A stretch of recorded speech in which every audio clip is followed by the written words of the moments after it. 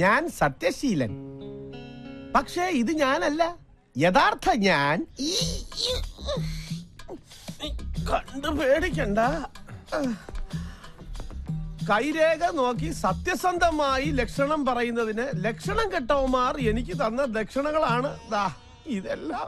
മൊത്തത്തിൽ നാട്ടുകാരുടെയും എന്റെയും സമയം ശരിയല്ല. എന്നാലും ഞാൻ സത്യമേ പറയൂ. നിങ്ങൾ ആദിത്യന്റെ അപ്പനല്ലേ? അതെ. അവൻ ഇവിടെ ഇല്ല എന്ന് പറയാൻ എന്നെ ഏൽപ്പിച്ചു. അതൊരു സത്യം. പക്ഷേ ഞാൻ കള്ളം പറയുകയില്ല. അത് മറ്റൊരു സത്യം. അവന്റെ അകത്തുണ്ട്. അതാണ് സത്യം.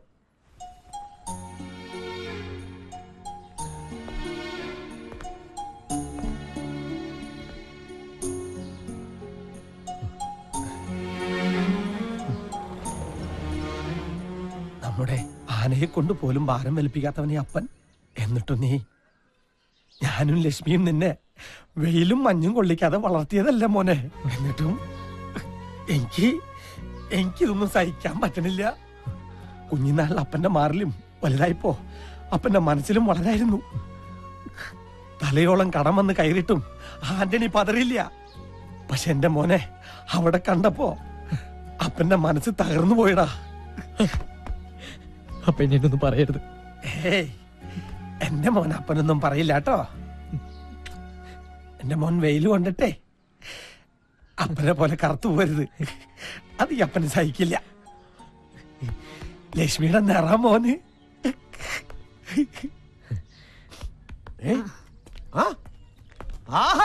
ഹൃദയരേഖയും ദാമ്പത്യരേഖയും പിണങ്ങി കിടക്കുന്നു. നീ ശ്രമിച്ചാൽ കിട്ടാവുന്നൊരു നല്ല ജോലിയായിരിക്കും അത്.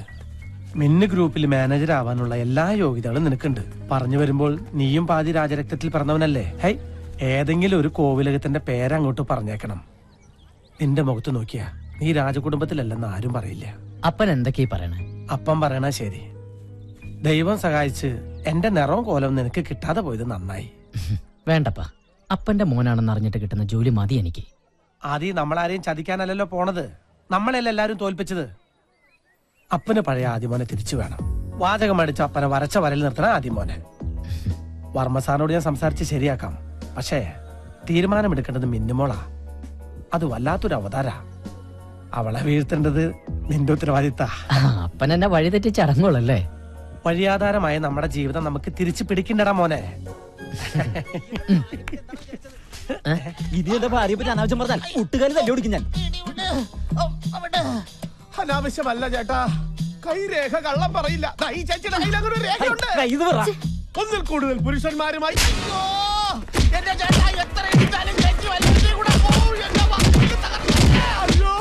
മിന്നു ഭയങ്കരിയാണെന്നല്ലേ പറഞ്ഞത്? അതെ, അവൾ അതിഭയങ്കരമാരെ കാണാത്തോണ്ടാ. ഒറ്റ നോട്ടത്തിൽ ആളെ തിരിച്ചറിയുന്ന മിന്നുവിന് മുഖലക്ഷണം അറിയാമായിരിക്കും. ഞാനും വരാം. എന്തിന്? അവിടെ വന്ന് എല്ലാ സത്യങ്ങളും വിളിച്ചു പറഞ്ഞ എന്റെ അപ്പന്റെ ജോലി കൂടി കളയാനാ? അല്ല, എന്റെ മുഖലക്ഷണം അവളെ കൊണ്ടൊന്ന് പറയിപ്പിച്ചാലോ? ലക്ഷണം കെട്ട നിന്റെ മുഖത്ത് നോക്കിയ നാട്ടുകാര് വേണ്ടുവോളം പെരുമാറുന്നുണ്ടല്ലോ. ജ്യോതിഷം പറിച്ചില്ലോ? അതല്ല, വണ്ടി നിർത്താൻ. ബ്രേക്ക് കയ്യിലല്ലേ ഇരിക്കണേ? ഓ, ഒരു രാജകുടുംബത്തിലംഗം എന്നൊക്കെ പറയുമ്പോ അറ്റ്ലീസ്റ്റ് ഒരു ടാക്സിയിലെങ്കിലും പോണ്ടേ? എന്ത് ചെയ്യാൻ കാശ് വേണ്ടേ? കാശ് തന്നിട്ടുണ്ടല്ലോ. എന്ത് 10 രൂപയാ? അത് മതി. ആ സ്റ്റോപ്പിൽ നിന്ന് സിറ്റി ബസ് കിട്ടും. 4 രൂപ 50 പൈസ കൊടുത്താൽ മിന്നു ഗ്രൂപ്പ് ഓഫീസിന്റെ മുമ്പിൽ കൊണ്ട് ചവിട്ടി ഇറക്കും. അപ്പൊ ഒരു ചായ കുടിക്കാൻ തോന്നിയാലോ? അതൊന്നും വേണ്ടി വരില്ല. കേട്ടിടത്തോളം അവളെ കണ്ടാൽ ഉടനെ തന്നെ നിനക്ക് തിരിച്ചു വരാൻ സാധിക്കും. അത് ആദ്യം നിനക്ക് ശരിക്കറിയാൻ ചേട്ടാ. ആദ്യ കാഴ്ചയിൽ തന്നെ ഈ ആദ്യത്തിന്റെ മുന്നിൽ മിന്നു വീണിരിക്കും, അല്ലെങ്കിൽ വീഴ്ത്തിയിരിക്കും. ഓട്ടോ എവിടെ പോവാനാ? ഒന്ന് ക്രോസ് ചെയ്യാനാ. ഒന്ന് പോടാ. നീ പോടാ.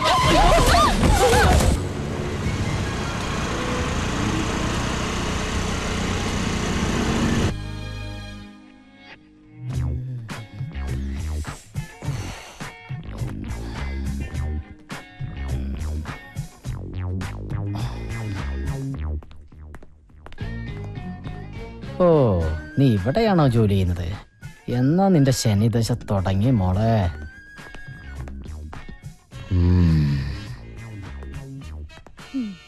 അതെ, നിക്ക്. ഇപ്പൊ സമയത്രേ? കൃത്യനിഷ്ഠ, സമർപ്പണം, ആത്മാർത്ഥത, ഈ വക സ്വഭാവ ഗുണങ്ങൾ വാങ്ങുന്ന ശമ്പളത്തോട് കാണിക്കണം.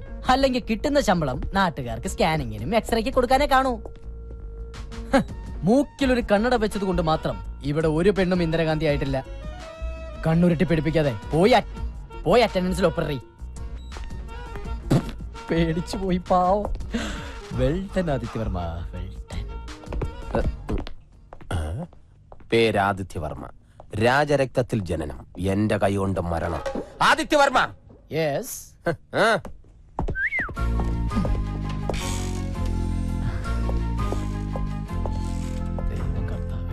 Madam good morning.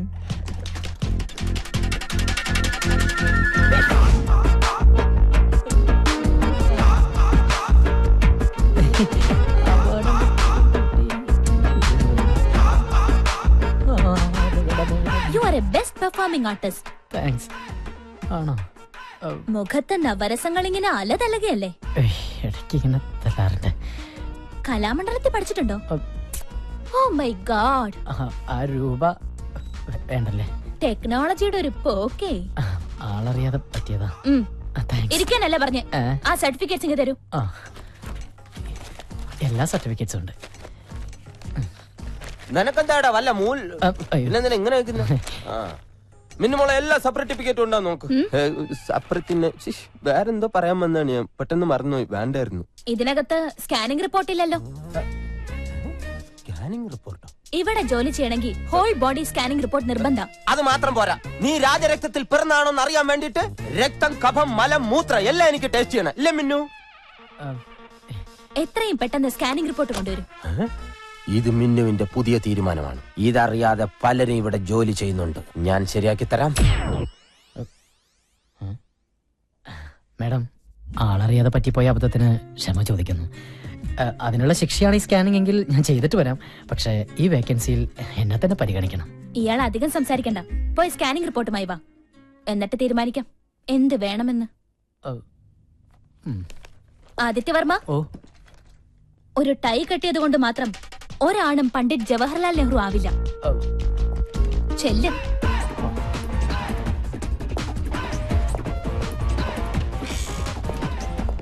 മേഡം, ഇതുവരെ ഇല്ലാത്ത ഓരോ നിയമങ്ങൾ കൊണ്ടൊന്നും ഞങ്ങൾ വലഞ്ഞു പോട്ടാ. എനിക്കാണ് ഈ ഹെർണിയുടെ അസുഖങ്ങളിൽ ഒരാഴ്ചയായിട്ട് മൂത്രം പോട്ടില്ല. പെട്ടെന്ന് ഇങ്ങനെ സ്കാൻ ചെയ്യണം, മലമൂത്രമൊക്കെ പരിശോധിക്കുന്നത് ഞങ്ങൾ എന്ത് ചെയ്യണം അല്ലേ? ആര് പറഞ്ഞു? ഞാനാണ് പറഞ്ഞത്. അതെ, മിന്നും മനസ്സിൽ തീരുമാനിക്കുമ്പോൾ ഞാൻ മദ്രാസിൽ കാണും. നിങ്ങൾ ചെല്ല്. പെട്ടെന്ന് പോകാം. ദേവി സ്കാൻ സെന്ററിൽ ചെന്ന് ടെസ്റ്റ് ചെയ്താൽ മതിയാ. എല്ലാരും പോണമെന്നില്ല. എല്ലാവരുടെ മൂത്രവും കൂടെ ഒരു കുപ്പിക്കകത്ത് ഒഴിച്ചു വാങ്ങിച്ചിട്ട് നീ കൊണ്ടുപോയാൽ മതി. സ്കാൻ ചെയ്തില്ലെങ്കിൽ എല്ലാത്തിന്റെ ഇൻക്രിമെന്റ് കട്ട് ചെയ്യൂന്ന് പറഞ്ഞപ്പോ സത്യം എല്ലാരും പേടിച്ചു പോയി. മഞ്ജുലേട്ടൻ പോ. അല്ല, എനിക്ക് കുഴപ്പമൊന്നുമില്ല. ഞാൻ ടെസ്റ്റ് ചെയ്തേ. ശരി.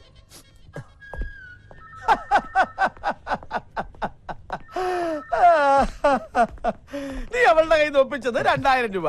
അവളെ പേടിച്ച് നീ സ്കാനിങ്ങിന് കൊടുത്തത് 3500 രൂപ. അവളെ ആർക്കാടാ പേടി? പിന്നെ എന്റെ അപ്പനെ ഓർത്ത് ഞാൻ ശ്രമിച്ചതാ. അവളുടെ കയ്യും കാലും പിടിച്ചെങ്കിലും ഞാൻ ആ GM-ന്റെ കസേരയിൽ നിന്നിരിക്കട്ടെ. അവളെ ഞാൻ വരച്ച വരയിൽ നിർത്തും. അപ്പൊ നീ വരയ്ക്കൂ? ഇല്ല, ചെരക്കും. മിടുക്കൻ. ആദിത്യവർമ്മ, ഈ സ്കാനിംഗ് റിപ്പോർട്ട് ഡോക്ടറെ കാണിച്ചോളൂ. എന്റെ കുഞ്ഞു തലക്ക് ഇത്ര വലിയ റിപ്പോർട്ട്. 7 ഗുളികനാ, സൂക്ഷിച്ചോ. നീ ഉള്ള ഗുളിക കഴിക്കാൻ നോക്കും. അല്ല, ഞാൻ കൂടെ വരാം.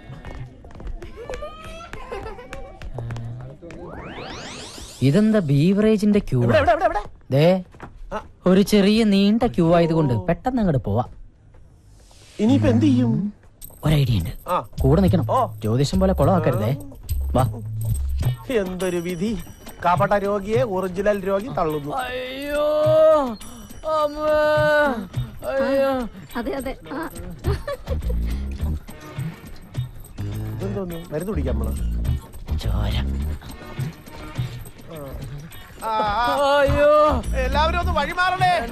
ഒരു രോഗിയാണ്, അപകടത്തിൽ തല ചെതറിയതാണ്. ഒന്ന് വഴി മാറണേ.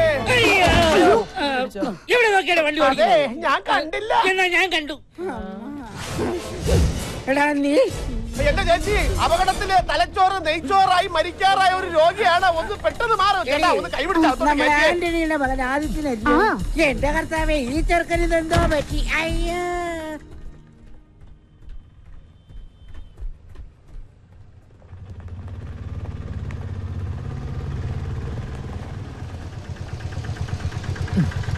ബാലൻസ് തന്നെ വെച്ചോ. മിന്നു മേഡത്തിന് പോകുന്നു. അയ്യോ മേഡം, അയ്യോ. അതെ, സ്കാനിംഗ് റിപ്പോർട്ട് കിട്ടി. ഫിറ്റ്നസ് സർട്ടിഫിക്കറ്റ് തന്നിട്ടുണ്ട്. എത്ര വർഷം വേണമെങ്കിലും ജോലി ചെയ്തോളാൻ പറഞ്ഞു. തലയ്ക്കൊന്നും ഒരു കുഴപ്പമില്ല. ഇതാണ് എന്റെ തലകൾ. ഇപ്പൊ ഇയാൾക്ക് ആശ്വാസമായല്ലോ. ഇനി സമാധാനത്തോടെ വീട്ടിലേക്ക് പോയിക്കോ. അയ്യോ മാഡം, അങ്ങനെ പറയരുത്. ഇയാളുടെ തല സ്കാൻ ചെയ്യാന്നുള്ളത് എന്റെ ഒരു കുഞ്ഞു പ്രതികാരായിരുന്നു. അത് ഇത്ര പെട്ടെന്ന് താൻ തന്നെ സാധിച്ചു കരുതിയില്ല. ഓക്കെ, ഭാഗ്യമുണ്ടെങ്കിൽ ഏതെങ്കിലും ഹൈവേയിൽ വെച്ച് അയ്യോ പോലെ, അങ്ങനെ പറഞ്ഞാ ഈ ടൂ വീലറിന് തല വെച്ച് ഞാൻ മരിക്കും. എനിക്ക് ഒരു തവണത്തേക്ക് മാപ്പ് തന്നൂടെ? സോറി ആദിത്യവർമ്മ, ചോദിക്കുമ്പോ എടുത്തു തരാൻ മാത്രം എന്റെ മാപ്പ് സ്റ്റോക്കില്ലല്ലോ. അയ്യോ, ഒരു കാര്യം മറന്നു. ഒരു കുടുംബത്തിന്റെ മുഴുവൻ ഉത്തരവാദിത്വം ചുമക്കുന്ന തലയിലേത്. ഇനി ഈ തലയ്ക്കൊന്നും സംഭവിക്കാതിരിക്കാൻ എന്റെ വക ഇതിരിക്കട്ടെ. ഹെൽമെറ്റ് ഇട്ടിട്ട് കാര്യമില്ല മാഡം, ജോലി. ചപ്പിപ്പോയി. എന്താ ഭാഗ്യം നമ്മുടെ മോളിങ്ങനെ യാതൊരു ദയാദാക്ഷിണ്യവും ഇല്ലാതെ എല്ലാരോടും ഇങ്ങനെ പെരുമാറുന്നത്. ആ, എല്ലാം കാണാനും കേൾക്കാനും എന്നെ തനിച്ചാക്കിയിട്ട് നീ പോയില്ലേ? ആന്റണിക്ക് ഞാൻ കൊടുത്ത വാക്കാ. സാരയില്ല. അയാളോട് ഇത്ര വലിയ തെറ്റ് ഞാൻ ചെയ്തെന്ന് അച്ഛന് തോന്നുന്നുണ്ടെങ്കിൽ ഞാൻ പ്രായശ്ചിത്തം ചെയ്യാം. നാളെ തന്നെ മിന്നു ഗ്രൂപ്പിന്റെ ജനറൽ മാനേജർ ആക്കാം അയാളെ. പക്ഷെ ഒരു കാര്യം, ഇനി ഇതുപോലെ എന്തെങ്കിലും ആവർത്തിച്ചാ ആ നിമിഷം ഞാൻ അയാളെ പറഞ്ഞുവിടും. അന്ന് എന്റെ അമ്മ ഇങ്ങനെ ബുദ്ധിമുട്ടിക്കരുത്. പ്രോമിസ്. പോരെ? മതി. Wish you all the best. Take your seat. ഇപ്പൊ സന്തോഷായില്ലേ? എങ്കിൽ ചെലവ് എന്നാ ലഡൂലാവാം. എന്റെ ഒരു സന്തോഷത്തിനാ. നിങ്ങളുടെ സന്തോഷത്തിനോ? നിങ്ങൾ എന്തിനാ സന്തോഷിക്കുന്നേ? അല്ല, നിങ്ങൾ ഇവിടുത്തെ ഡ്രൈവറാണ്. നിങ്ങൾ ആ ജോലി ചെയ്താൽ മതി. ഞാനാ പറഞ്ഞ സ്റ്റാഫിന് എല്ലാവർക്കും ലഡു കൊടുക്കാൻ. ഓ, താങ്ക് യു. വേണ്ട വേണ്ട.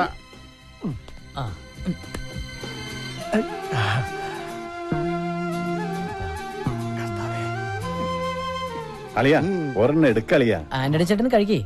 അളിയൻ എപ്പോഴും ചൂടായി. മോളെ ലഡു. അമ്മാവാ, ലഡു എന്റെ പട്ടി തിന്നും. അല്ലെങ്കിൽ വേണ്ട, ഞാൻ തന്നെ തിന്നാം. അവനോടുള്ള വെറുപ്പ് എന്തിനാ പാവം ലഡുവിനോട് തീർക്കുന്നത്? നില്ലേ പട്ടി എന്നെ. നോ, എനിക്കൊരു എക്സ്പ്ലനേഷൻ കേൾക്കണ്ട. പറഞ്ഞ സമയത്ത് തന്നെ ഫ്ലാറ്റ് ഡെലിവറി ചെയ്തിരിക്കണം. മിന്നു പറഞ്ഞതിൽ നിന്ന് ഒരു മാറ്റവും ഇല്ല. പരിക്ക് പറ്റിയ തൊഴിലാളിക്ക് പകുതി പണം മിന്നു ഗ്രൂപ്പ് കൊടുക്കും, ബാക്കി കോൺട്രാക്ട് കൊടുത്തിരിക്കണം. അത് തന്നെയല്ല, എത്രയും പെട്ടെന്ന് തൊഴിലാളി സമരം അവസാനിപ്പിച്ച് പണി തുടങ്ങിയിരിക്കണം. മനസ്സിലായടാ? ഓ, എന്തോ നിക്കോ അമ്മവാ, വന്നല്ലോ. അമ്മവാ, എന്നെ മാനേജർ ആക്കണ്ട, അസിസ്റ്റന്റ് മാനേജർ ആയിട്ടെങ്കിലും. യവൻ എന്താ മനസ്സിലാക്കിയത്? എടാ, ഒരു അസിസ്റ്റന്റ് മാനേജർ എന്ന് പറഞ്ഞാൽ എഴുത്തും വായനും അറിയാത്തവൻ എന്നല്ല അർത്ഥം. അനാവശ്യം പറയരുത്. എനിക്ക് വായിക്കാനേ അറിയാതുള്ളൂ, എഴുതാൻ അസലായിട്ട് അറിയാം. 7ാം ക്ലാസ്സിൽ എന്നോടൊപ്പം പഠിച്ച കുഞ്ഞുമോൻ പറഞ്ഞിട്ടുണ്ട്. അമ്മാവാ, എനിക്ക് ഒരു അവസരം എന്താ? എന്തിന്? അമ്മാവന് തലവേദന ആയിക്കൊണ്ടിരിക്കുന്ന നമ്മുടെ വർക്ക് സൈറ്റിലെ തൊഴിലാളി പ്രശ്നം ഈ മഞ്ചുളം പരിഹരിക്കും. എന്നിട്ട് എനിക്കൊരു അവസരം തന്നാ മതി. എന്നെ വിജയശ്രീലാളിതനായി തിരിച്ചു വരാൻ വേണ്ടിട്ട് അമ്മാവൻ പ്രാർത്ഥിക്കണം. കാലേന്ന് വിടറാ. ഞാൻ വിടൂല. എന്നെ വിടാൻ തീരുമാനിക്കുക. തൊഴിലാളി ഐക്യം, തൊഴിലാളി ഐക്യം, തൊഴിലാളി ഐക്യം, തൊഴിലാളി ഐക്യം. മിന്നു ഗ്രൂപ്പ് തീരുമാനിക്കുക. മിന്നു ഗ്രൂപ്പ് തീരുമാനിക്കുക. മക്കളെ, മുതലാളിമാര് വന്നിട്ട് ഇവരെ വിട്ടാ മതി. സൂചന മാത്രം, സൂചന മാത്രം. ഇന്നീ സമരം സൂചന മാത്രം. തോറ്റിട്ടില്ല, തോറ്റിട്ടില്ല, തോറ്റ ചരിത്രം കേട്ടിട്ടില്ല, തോറ്റിട്ടില്ല, തോറ്റിട്ടില്ല, തോറ്റ ചരിത്രം കേട്ടിട്ടില്ല. ശാരദ, നീ ചുമ്മാ ബഹളം വെക്കാതിരിക്കേ. അവരവനെ ഒന്നും ചെയ്യില്ല. എനിക്ക് അവൻ മാത്രമേ ഉള്ളൂ. എനിക്ക് എന്റെ മോനെ ഇപ്പൊ കാണണം. ഏട്ടാ, പോലീസ് സ്റ്റേഷനിൽ ഒന്ന് വിളിച്ചു പറ. പിന്നെ പോലീസ് സ്റ്റേഷനിൽ വിളിച്ചു പറയാം. മഞ്ജുകുമാറിന്റെ ലക്ഷറി തോൽവിയല്ലേ തട്ടിക്കൊണ്ട് പോയിരിക്കുന്നത്. പോലീസ് സ്റ്റേഷനിൽ വിളിച്ചു പറഞ്ഞ പിന്നെ ലാത്തി ചാർജായി, കേസായി. അത് പിന്നെ വലിയ വാർത്തയാവും. ഈ പ്രശ്നം രാഷ്ട്രീയക്കാരെ ഏറ്റെടുത്താ പിന്നെ പെട്ടെന്നൊരു പ്രശ്ന പരിഹാരം ഉണ്ടാവില്ല. എന്ത് ചെയ്യണമെന്നാ ആദ്യം പറയുന്നേ? സർ, ഞാൻ അവരുമായിട്ട് നേരിട്ടൊന്ന് സംസാരിക്കാം. അപ്പോ എനിക്ക് നമ്മുടെ വർക്ക് സൈറ്റുകളൊക്കെ ഒന്ന് കാണുകയും ചെയ്യാം. എനിക്ക് തോന്നണത് സ്റ്റേഷനിലേക്ക് നേരിട്ട് വിളിച്ചു പറയണതാ നല്ലതെന്നാ.